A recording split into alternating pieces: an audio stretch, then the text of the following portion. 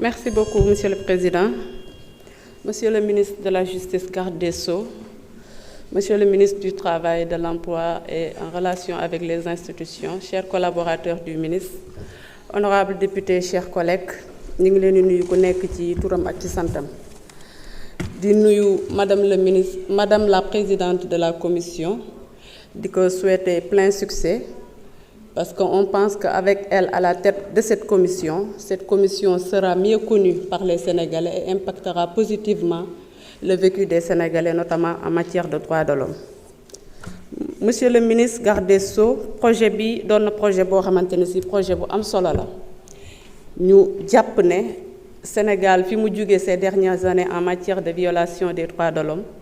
Cette commission bu jouer pleinement son rôle, ça soulagera les populations, notamment ñi nga xamante ne ci dañuy bafouer seeni ay droits.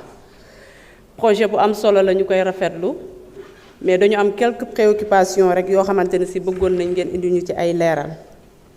Bi ci njëkk muy doon ci chapitre 3, plus précisément à l'article 8, par rapport au mandat des membres de la commission. On a dit que les membres sont élus de même que la présidente pour 6 ans non renouvelables. Je l'avais posé et je n'avais pas la réponse, donc je repose la question. Parce que je pense que 6 ans non renouvelables, ça doit être motivé. Qu'est-ce qui a motivé, même si c'était avec l'ancien gouvernement, mais l'État est une continuité, qu'est-ce qui a motivé à ce que ces 6 ans ne soient pas renouvelés? D'autant plus que quand on ne renouvelle pas, on est obligé de reprendre à zéro. À chaque 6 ans, on est obligé de changer de président, on est obligé aussi de changer des membres. Est-ce que cela participe réellement à la stabilité de la commission? L'autre question, c'est par rapport au chapitre 2, notamment sur les attributions. On a dit que sur les attributions, la commission de procéder à des visites des lieux de privation de liberté sans préjudice aux autres mécanismes. Je voudrais savoir, est-ce que cette mission dévolue à la Commission ne peut pas être source de conflit d'intérêts, d'autant plus que quand on sait qu'il y a l'Observatoire national de privation des droits des libertés du moins, qui a en charge cette attribution-là. Si tel n'est pas le cas, quelle est la différence? L'autre question, c'est par rapport toujours au chapitre 2 sur les attributions. On a dit que la commission élabore chaque fois un rapport.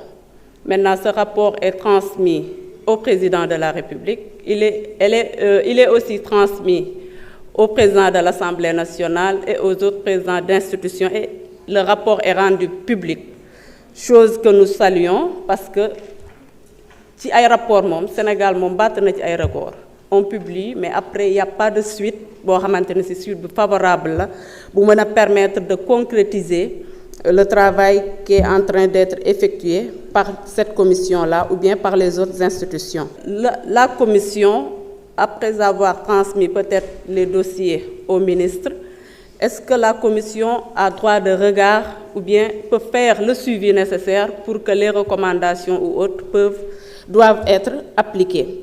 L'autre question, c'est par rapport à la saisine. Dans le texte, on nous dit que la commission peut s'autosaisir, mais elle peut être aussi saisie par d'autres. Maintenant, quand il s'agit de saisine par les citoyens, quelle est la procédure requise pour un citoyen de pouvoir saisir en cas de violation des droits de l'homme la commission pour que ces droits puissent être ces droits yi nga xamante ne si moom la ñu bafoué ces droits-là ñu mën ko delloo. C'était les quelques préoccupations que j'avais pour le projet de loi, tout en souhaitant encore une fois à Madame la Présidente plein succès, parce qu'on sait qu'avec vos compétences, vous pourrez amener la Commission à jouer pleinement son rôle. Je vous remercie. Merci, chers collègues. La parole est à notre collègue Ismaël Diallo, suivi de Ndialou Bachili.